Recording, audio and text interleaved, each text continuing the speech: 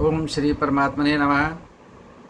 Awasthi Ayurveda anatomy yoga and spirituality channel पर मैं professor हरिहृदय Awasthi अपने गुरुजी प्रोफेसर भगवत शरण शुक्ल जी के साथ आप सभी सब्सक्राइबर्स, व्यूअर्स और सुधीजनों का हार्दिक स्वागत करता हूं। हम लोग गीता में चौथे अध्याय में ज्ञान की चर्चा कर रहे हैं। इससे पहले हम लोगों ने चर्चा की कि द्रव्य यज्ञ से ऊंचा और सर्वोत्तम यज्ञ ज्ञान यज्ञ होता है। तो अब अगला प्रश्न ये उठता है और भगवान कृष्ण ने उसकी व्याख्या भी की है, तो वो तो हम अपने गुरु जी के श्री मुख से सुनेंगे कि वो क्या व्याख्या है। तो प्रश्न ये उठता है कि ये ज्ञान कैसे प्राप्त किया जाता है और किनके पास जा कर के प्राप्त किया जाता है, और ज्ञान की पूरी प्रक्रिया सीखने की क्या है, उसका वैज्ञानिक विश्लेषण, और यह जो भगवान श्री कृष्ण ने कहा वो क्या कहना चाह रहे हैं, वो अब हम अपने गुरु जी के श्रीमुख से सुनेंगे। तो अब मैं चाहूँगा कि हमारे गुरु जी इस पर अपने ज्ञान के द्वारा हम लोगों को पथ प्रदर्शन करें। प्रोफेसर भगवत शरण शुक्ल जी। शांताकारं भुजगशयनं पद्मनाभं सुरेशं विश्वाधारं गगनसदृशं मेघवर्णं शुभांगं लक्ष्मीकान्तं कमलनयनं योगधृत्यानगम्यं वन्दे विष्णुं भवभयहरं सर्वलोकैकनाथं वसुदेवसुतं वन्दे कंसचाणूरमर्दनं देवकी परमानंदं कृष्णं वन्दे जगद्गुरुम्। इस चैनल का अवलोकन कर रहे सभी विद्वद्गण, सभी छात्रगण, सभी सज्जन वृंद एवं इस चैनल के संस्थापक आचार्य हरिहृदय अवस्थी जी, ज्ञान की चर्चा प्रारंभ है।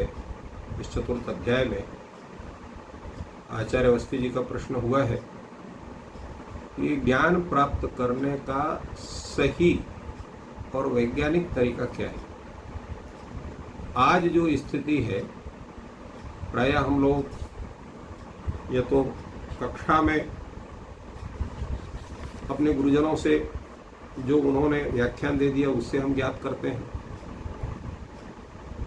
या हम किसी माध्यम विशेष से उसका ज्ञान करते हैं, किंतु क्या उससे वास्तविक ज्ञान होता है या नहीं होता है। देखिए, जो भी अध्यापक गण हैं वो समझ रहे हैं कि जब कोई भी जिज्ञासु उपस्थित होता है, प्रश्न करता है और विनयशील होता है, तो उनको बताने में, व्याख्यान देने में बड़ा आनंद आता है। और इसके विषय में कहा भाई, श्रद्धावान लभते ज्ञानम।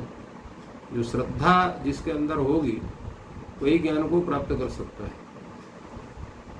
और उसके साथ साथ ज्ञान प्राप्त करने का तरीका यही है कि हम पूर्ण रूप से विनयशील होकर के और गुरु के प्रति अत्यंत विश्वास से युक्त होकर के, श्रद्धावंत होकर के हम उनसे ज्ञान करें।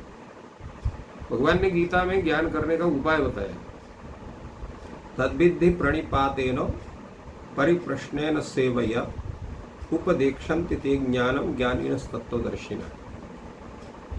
ज्ञान वो वस्तु नहीं है कि आप किसी को पैसे से खरीद लो, या जो है किसी को दबाव बना के, डरा करके, धमका के जानकारी कर लो।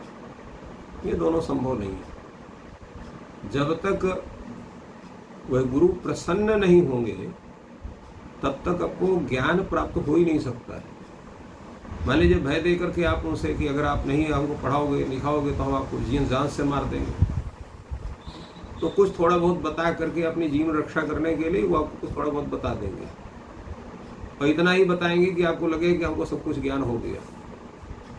यदि आप, जैसे आजकल ट्यूशन हो रहा है, पैसा आप दे रहे हैं, पैसा चाहते हैं हमको पढ़ाई हो जाए, उसका भी वही तरीका है। जितना आप पैसा देंगे उतना ही आपको पढ़ाएंगे।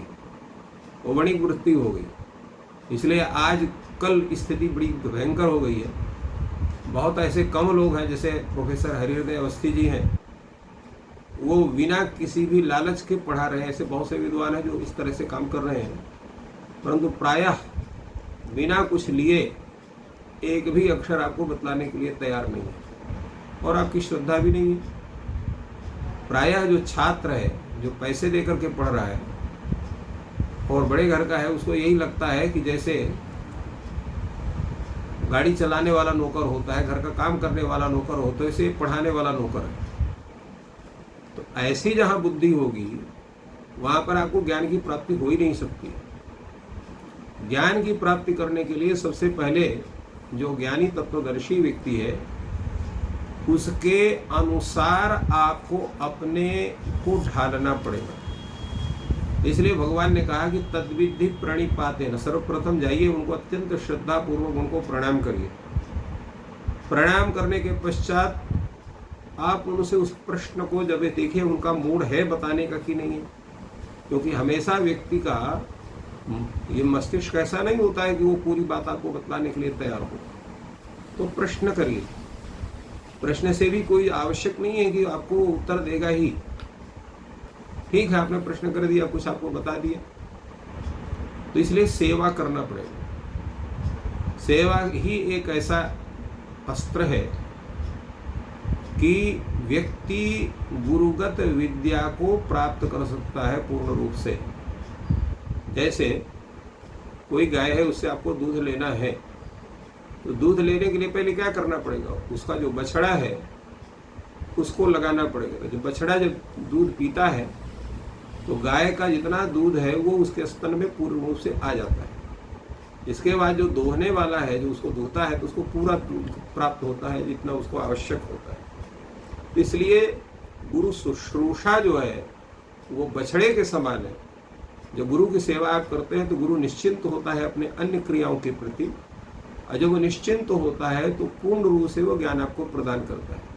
इसलिए भगवान ने स्टेप बाय स्टेप ये 4 स्टेप उन्होंने बतलाया। पहला, आप उनको प्रणाम करिए, इसके बाद आप प्रश्न करिए, फिर सेवा करिए और पूर्ण रूप से श्रद्धा और विश्वास से युक्त होइए।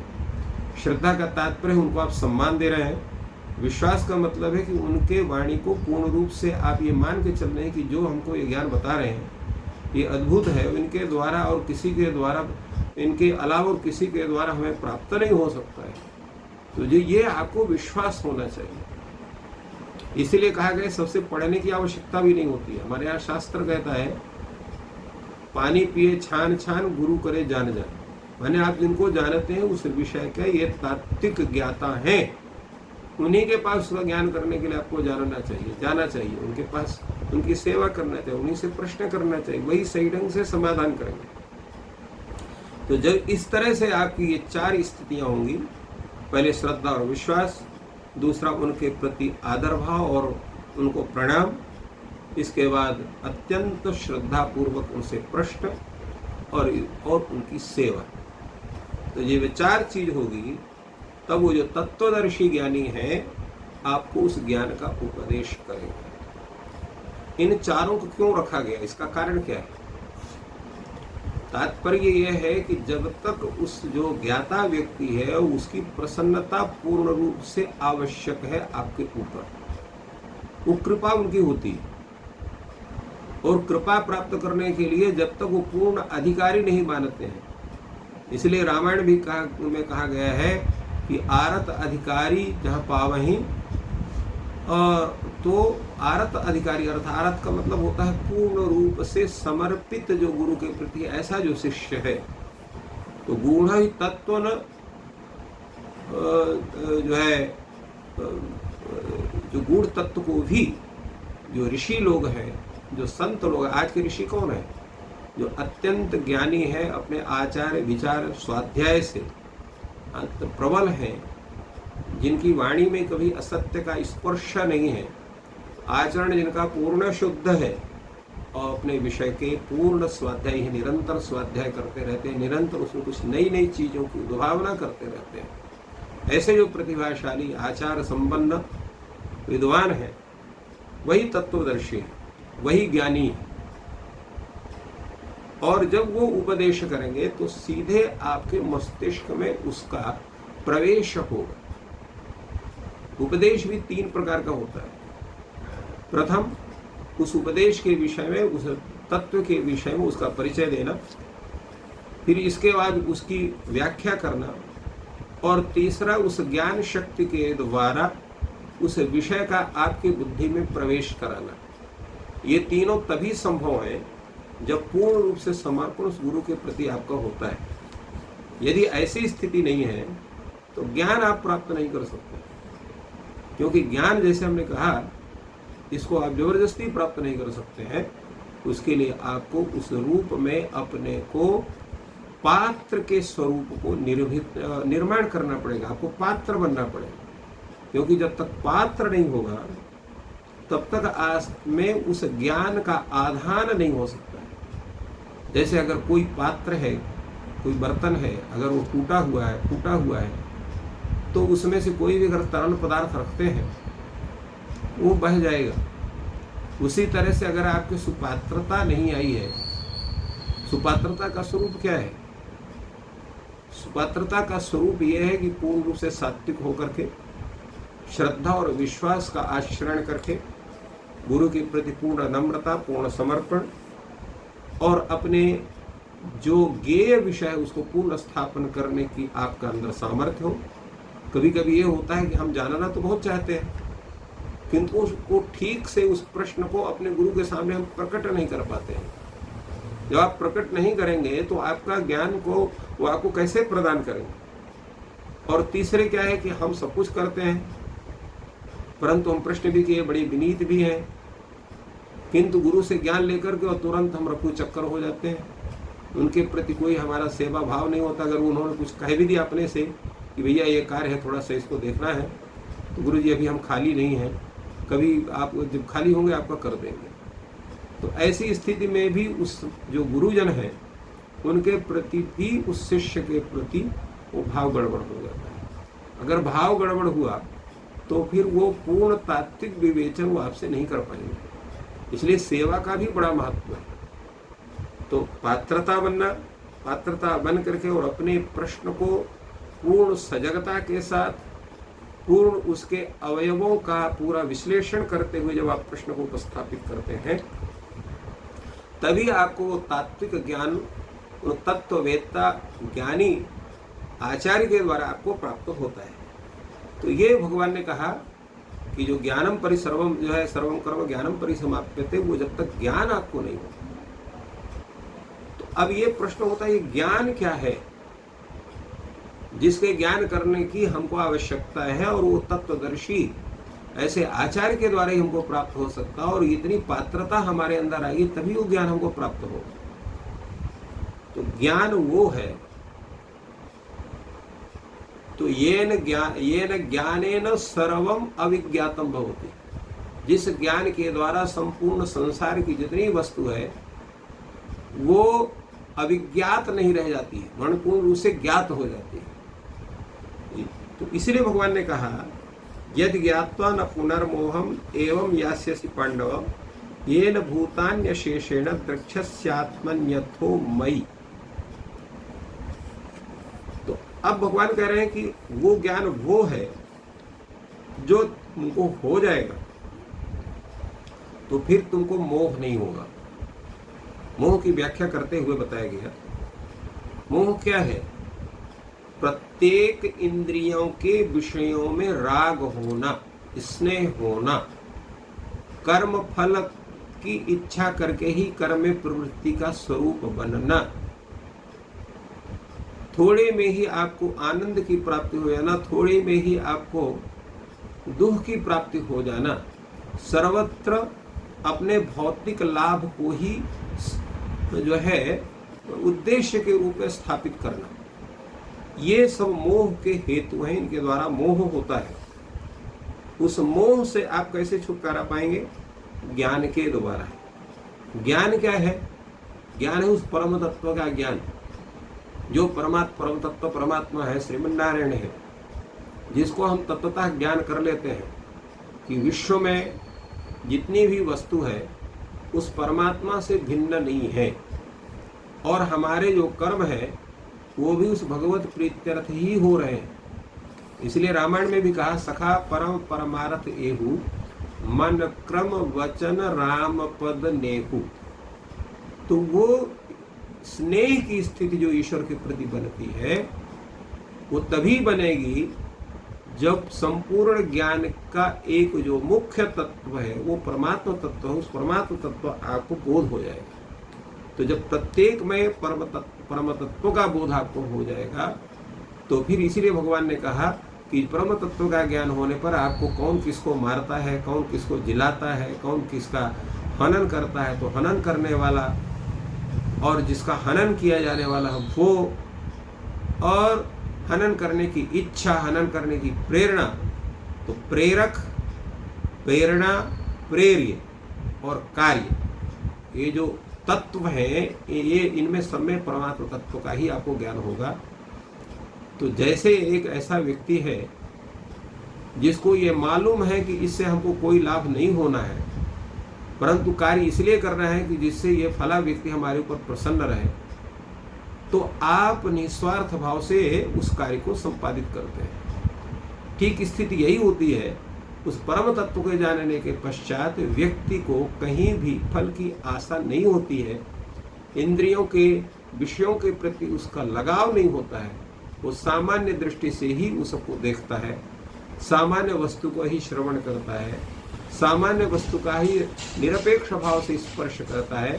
उसको न स्पर्श में आनंद हो रहा है, न स्पर्श में उसको कष्ट हो रहा है। समय स्थिति बनती है। तो जब ये स्थिति बनती है तो उस समय उस ज्ञान के माध्यम से हम क्या करते हैं, संपूर्ण जितने जीव हैं, संपूर्ण जितने प्राणी हैं, संपूर्ण जितना ये विश्व है उसको हम अपने में ही देखते हैं। तो येन अशेषेण भूतानि आत्मनि द्रक्ष्यसि, संपूर्ण विश्व को, संपूर्ण प्राणियों को, संपूर्ण को आप अपने में देखते हैं। इसलिए कहा आत्मना प्रतिकूलानि परेशान न समाचरेत्। ये स्थिति कब बनेगी, जब उसको परम तत्व का आपको ज्ञान होगा।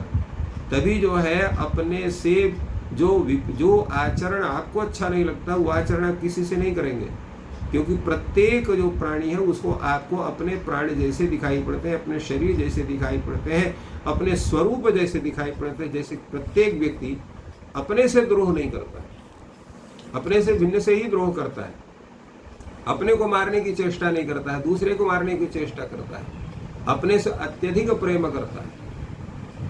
अगर आपके संबंधी अनेक हों और कोई सबको मारने के लिए तैयार हो जाए तो तभी तक आप अपने संबंधियों की रक्षा करेंगे जब तक आपकी स्वतः आपके प्राणों का संकट उपस्थित नहीं हो जाता है। अगर आपके प्राणों का संकट उपस्थित हो जाता है तो ऐसी अवस्था में आप सबको छोड़कर के पहले अपनी रक्षा करेंगे। इसलिए कहा गया है आत्मानं सततम रक्षेत्, अपनी रक्षा संपूर्ण रूप से करना चाहिए। तो इस प्रकार जब व्यक्ति उस परम तत्व का ज्ञान करके संपूर्ण प्राणियों में उस परम तत्व के ही स्वरूप को देखता है और जितने उसके इंद्रियों के विषय हैं उसका राग, उसकी प्रीति, उसमें लगाव, उनके विषयों के प्रति लगाव जो पूर्ण रूप से समाप्त हो जाता है, तभी हम वो जो है अपने को ज्ञान हमें हुआ ऐसा हम अनुभव कर सकते हैं। यद्यपि कहना बड़ा सरल है कि हम ऐसा अनुभव कर सकते हैं, परंतु ऐसा अनुभव करना जो है उसको कार्य रूप में परिणत करना अत्यंत कठिन है। उसके लिए अभ्यास की जरूरत होती है। सर्वप्रथम तो विषयों के प्रति जो लगाव है हमारा उसको रोकना बड़ा कठिन है। प्राय हम इंद्रियों के जो ही विषय हैं उसके प्रति हम तुरंत आकृष्ट होते हैं। आंखें खूबसूरत चीज देखनी चाहती हैं, कान खूबसूरत स्वर को सुनना चाहते हैं, तो स्पर्श इंद्रिय जो है वो कोमल स्पर्श और सुंदर स्पर्श चाहती है। नाक जो है वो अच्छे सुंदर सुगंधित पदार्थों का ज्ञान करना चाहती है। हमारी जो जिह्वा है अनेक प्रकार के सुंदर रसों का स्वाद लेना चाहती है। इसी तरह से हमारी जो कर्मेंद्रियां हैं वो भी अच्छे अच्छे अपने विषयों का सेवन करना चाहते हैं। और हम मतलब हमारा जो आत्म तत्व है वो, क्योंकि अंतःकरण के 3 स्वरूप होते हैं, मनस्तत्व, बुद्धिस्तत्व और अहम तत्व। इनका जो नियंत्रण होता है वो आत्म तत्व के द्वारा होता है। तो हम आत्म तत्व तक पहुंच ही नहीं पाते हैं।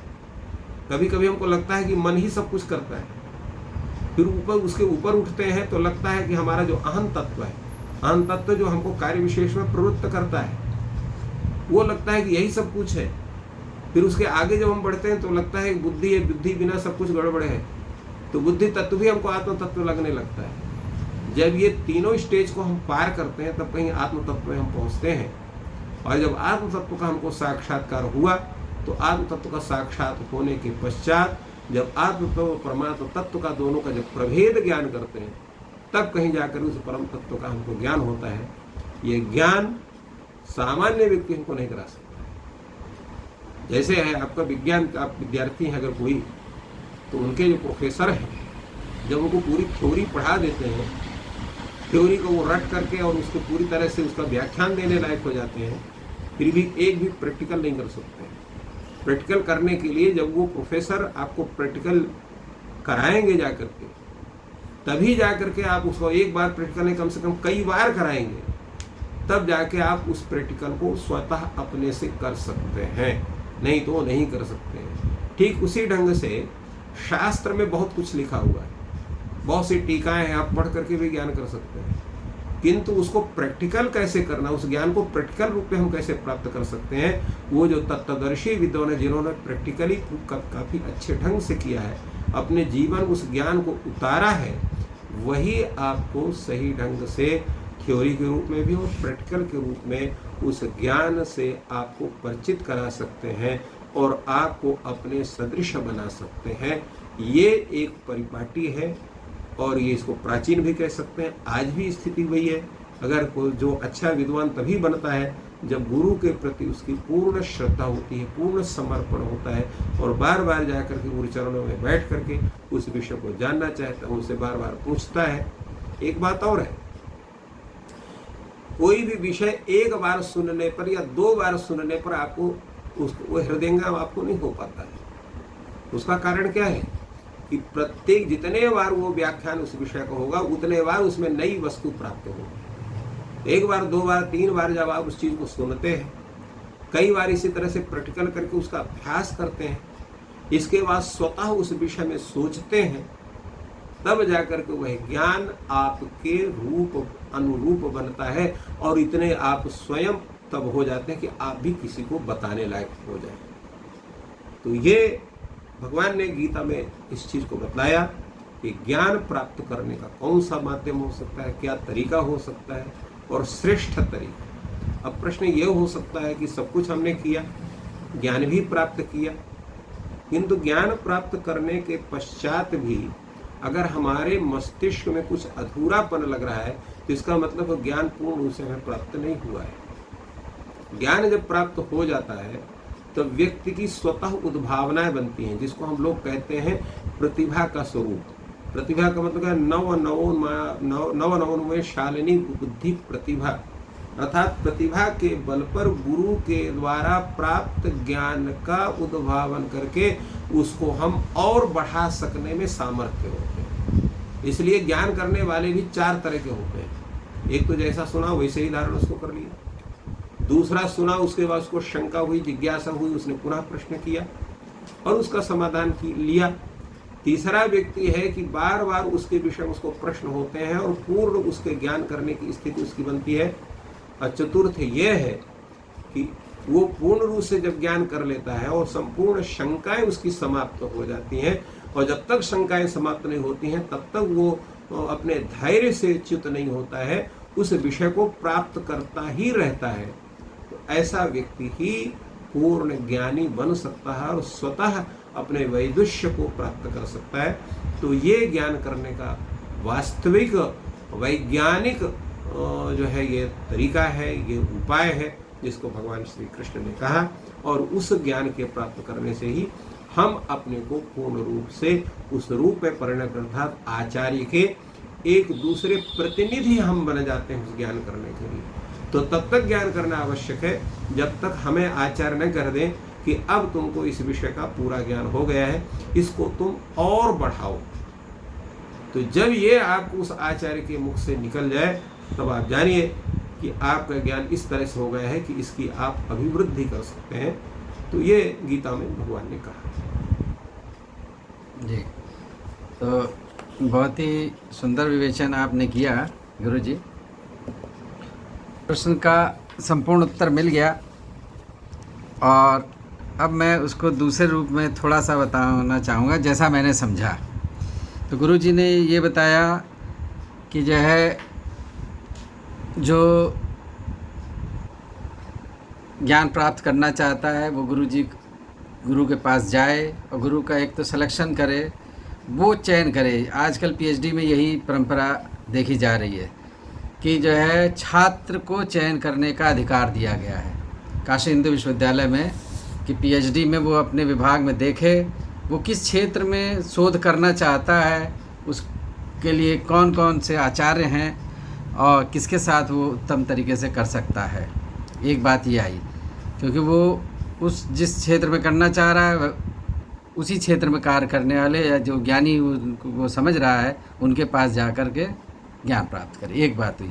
दूसरी चीज़ जो आई, आपने एक उदाहरण दिया कि बछड़े और गाय का, तो इसको हम इस रूप में समझते हैं कि जो हमारी भारतीय संस्कृति है उसमें पिता पुत्र या पिता पुत्री या माता, अगर जो है लेडीज वो हैं गुरु, तो माता पुत्र और माता और की लड़की, तो ये संबंध एक बनता है।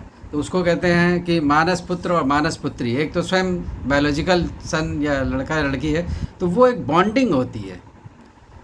तो वो जब बॉन्डिंग होती है तब वो संपूर्ण ज्ञान की प्राप्ति होती है। ये आप कहना चाह रहे हैं मेरे ख्याल से, क्योंकि जो चाय बछड़े और गाय का आपने संबंध बताया तो वो इससे कुछ मिलता हुआ है। हाँ, उसका तात्पर्य यही है कि आपका जब तक वो स्नेह, हाँ तो स्नेह वो बॉन्डिंग है वो हाँ, स्नेह नहीं बनेगा। जैसे बछड़े के पीने से गाय का जो है बछड़े के प्रति जब अत्यंत स्नेह हो जाता है तो संपूर्ण दुग्ध वो अपने स्तनों में उतार देती है। तो एक चीज़ ये हुई कि वो जो है एक रिलेशनशिप डेवलप होना हाँ, कहलाता है। तो उसी तरह से जब प्रश्न गाय और बछड़े का आपने बताया तो मानस पुत्र मानस पुत्री का हुआ। और दूसरी बात आपने बताई कि जो ज्ञान है हम किस लेवल पे उसे कंप्लीट समझ बैठते हैं।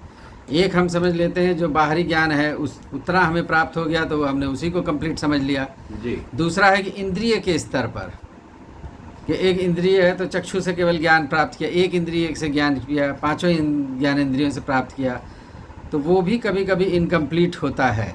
फिर उसके बाद मन से, ये स्टेज है। तो मन और तो आज कहते हैं कि आज हमारा मन नहीं है इसलिए हम क्लास में नहीं जाएंगे, पढ़ेंगे नहीं, तो यानी कि वो मन का गुलाम है। ये नहीं होना चाहिए क्योंकि वो मानसिक रूप से एक तरीके से विकृत अवस्था हुई। फिर उसके बाद बुद्धि का स्तर है, उससे थोड़ा हायर पे गया वो बुद्धि पे गया, और बुद्धि से भी ऊपर गया तब आता है विवेक का, कि बहुत आत्म तत्व का। तो वो आत्म तत्व के लेवल पे जब वो चीज़ आती है तभी वो तत्व का यथार्थ और परम तत्व का ज्ञान कर सकता है। उससे नीचे के स्तर पर परम तत्व या ईश्वर या जो परफेक्ट नॉलेज है वो नहीं होती। मैं गुरुजी ठीक हूँ या कुछ और संशोधन की आवश्यकता है इसमें? शॉर्ट में जो मैंने समझा, आपने समझा उसको, उसमें ये 4 सिस्टम जी, इंद्रियों के द्वारा जो हम ज्ञान करते हैं उसे मन की स्थिति होती है जी। तो सब कोई मन को ही बुद्धि समझ लेता है। हाँ, सामान्य व्यक्ति कहे भाई हमारे समझ में आ गया। फिर जो आपने कहा मन नहीं लगता है, तो मन ना लगने का तात्पर्य क्या है? जी। मन लगने का तात्पर्य है कि उस विषय में हमको पूर्ण ज्ञान करने की इच्छा ही नहीं जी। केवल तो, काम चलाओ काम चाहते हैं, बस 50% नंबर मिल जाए और किसी तरह क्लास आगे फंदे। जब तक आप उससे ज़्यादा पढ़ने का मन नहीं है।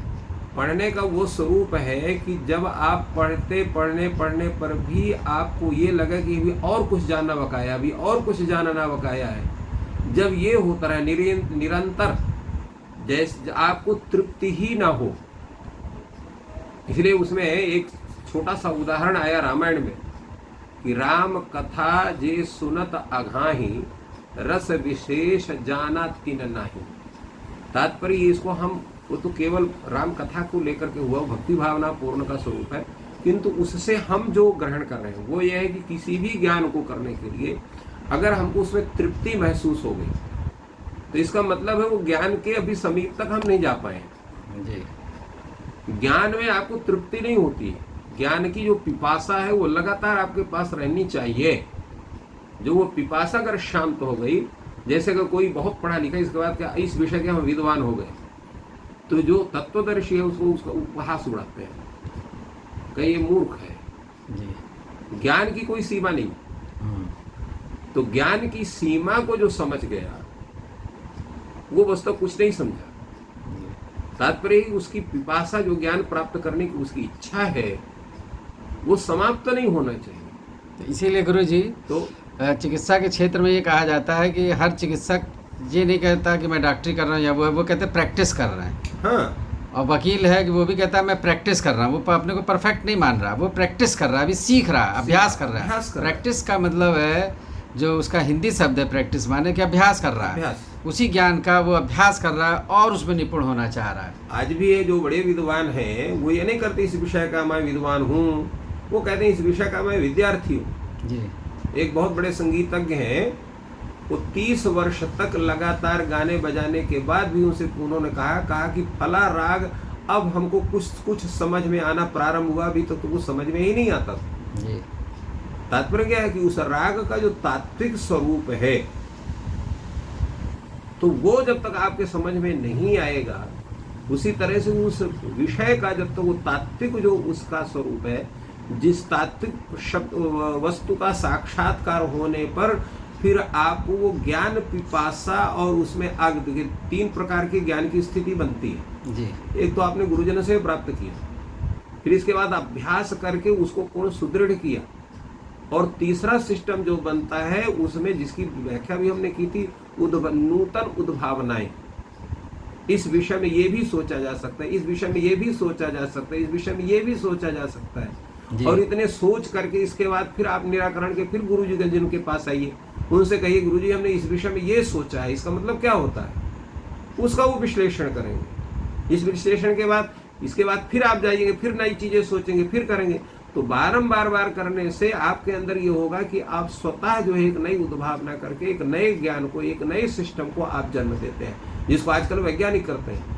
एक ही विषय को वैज्ञानिक लोग उसको बारंबार उसका परीक्षण करते हैं, परीक्षण करने के बाद उसका जो परिणाम आता है उससे भी संतुष्ट है, उसके बाद भी चलता रहा। जैसे भी कोरोना बीमारी है, उसके लिए कई वैक्सीन बनी जी, जो वैक्सीन बनी है जिसको लोगों को लगा रहे हैं, उस पर फिर भी अभी वो उस पर उनका शोध चल रहा है, और क्या सॉफ्ट हो सकता है और क्या अच्छा हो सकता है।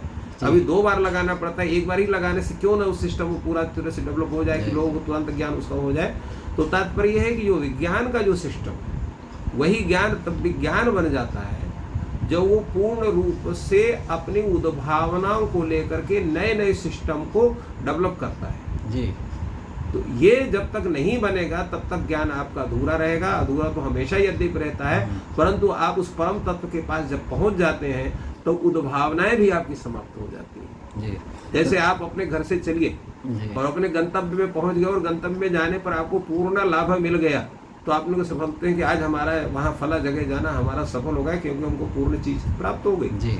तो उसी तरह से जब उद्भावनाएं आपको होने लग जाए, आपको लगे कि अब हम इस चीज के विषय में कुछ सोच सकते हैं अपने से, तब आप जानिए कि आप उस ज्ञान को धारण करने में आप अपने को समर्थ प्राप्त कर रहे हैं। ज्ञान के अंतिम छोर तो आप नहीं पहुंचे हैं, किंतु आप उस, क्योंकि ज्ञान का अंतिम जो छोर है वो परम तत्व का ही स्वरूप है, और परम तत्व का ज्ञान करना, जैसे हमने कहा, वो इतना साधारण नहीं है।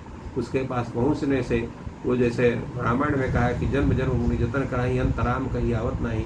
बहुत ही परिश्रम से अत्यंत एकाग्र चित्त होकर के जब परम तत्व का हम ज्ञान करते हैं उन ऋषि तुल्य आचार्यों के माध्यम से, तब हम उसके स्वरूप को प्राप्त करते हैं, अन्यथा नहीं प्राप्त करते। तो बहुत सही आपने कहा। अब हम उसको व्यवहारिक रूप में समझें तो चिकित्सा के क्षेत्र में वो इस तरीके से है कि पहले आदमी 5 साल की डिग्री कोर्स कर रहा है, 4.5-5 जितने भी साल का अलग अलग कोर्स हैं, उसके बाद उसी में वो जो आपने थ्योरी और प्रैक्टिकल की बात की कि पहले उसमें थ्योरेटिकल क्लासेस ज़्यादा होते हैं, फिर वो इंटर्नशिप करता है जिसमें कि प्रैक्टिकल ही ज़्यादा करना होता है, फिर उसके बाद उसकी नौकरी लग जाती है, फिर वो अभ्यास करता है। हाँ, तो जो आपने सेकंड स्टेज बताई, हाँ। तब उसमें वो नवीन चीज़ें पाता है कि ये इन दवाई देने से ये भी होता है, हाँ, और ये इतना नहीं होता है और इतना होता है। हाँ, इस विश्लेषण तक वो पहुंच जाता है, हाँ। तब वो ज्ञान के थोड़ा नज़दीक पहुंचता सही है। बात। और उसमें भी जब उसको शंका होती है कि ये चीज़ कैसे हो रही, क्यों नहीं हो रही, तो अपने सीनियर प्रोफेसर्स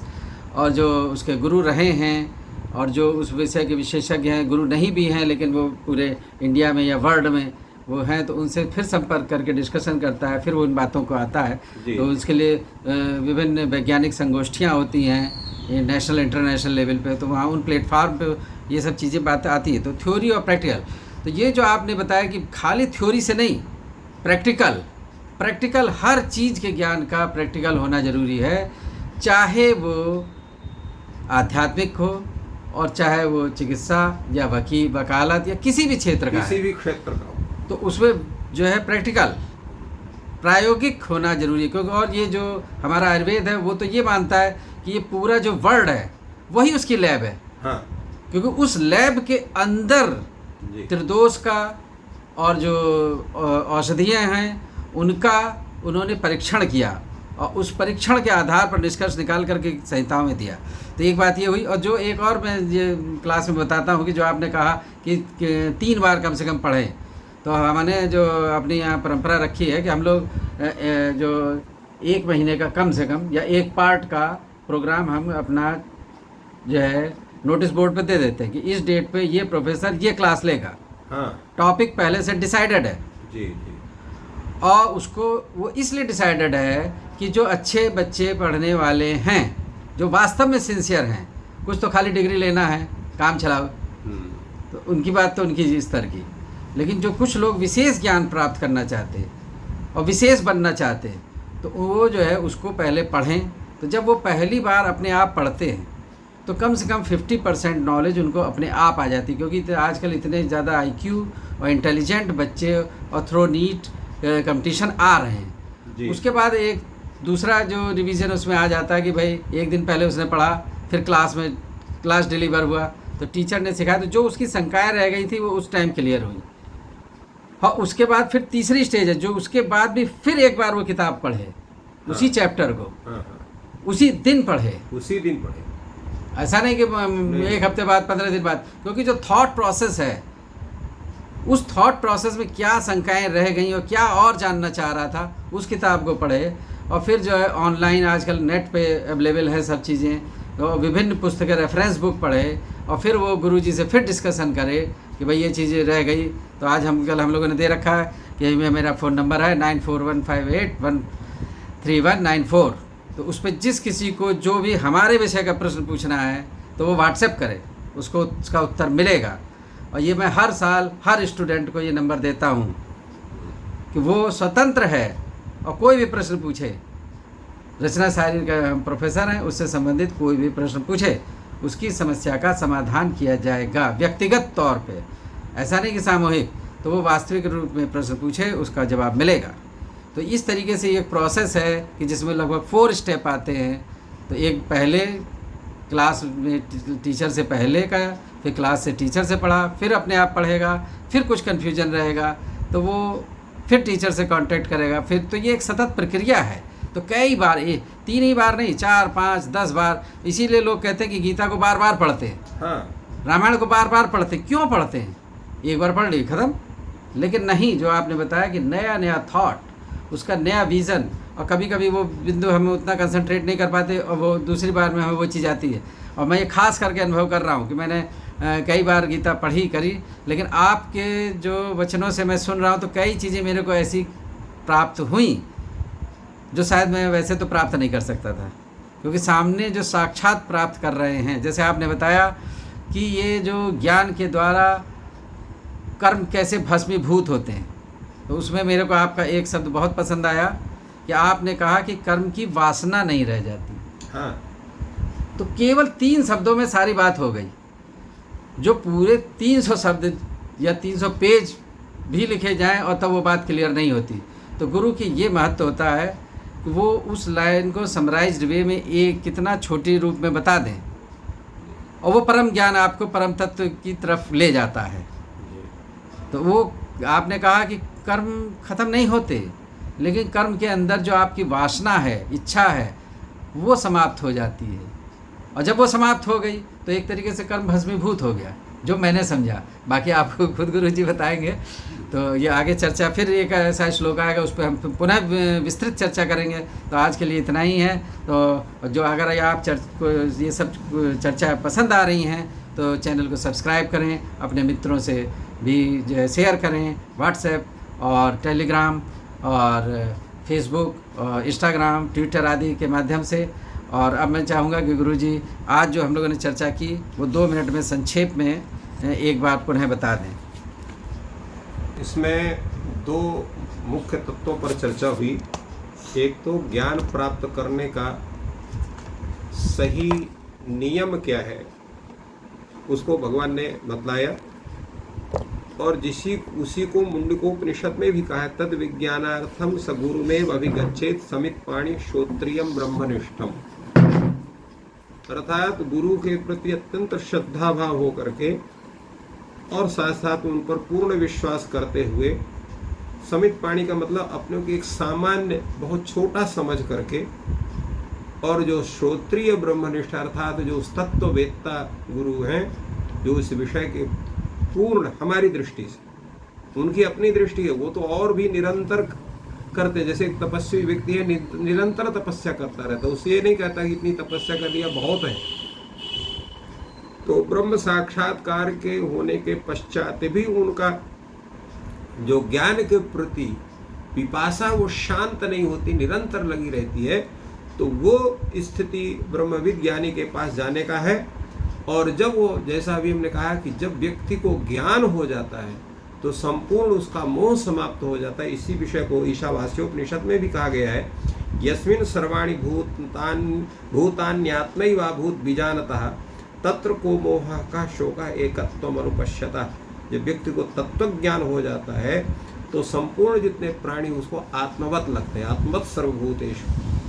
इसीलिए कहा गया है कि जो अपने समान सब, और वही जो तत्वदर्शी विद्वान जब सब कुछ अपने आत्म तत्ववत समझने लगता है संपूर्ण प्राणियों को, तो न उसको शोक होता है न उसको मोह होता है। क्योंकि शोक और मोह का जो मुख्य है वो है प्रत्येक जो है वो जो राग है उसका समाप्त हो जाता है।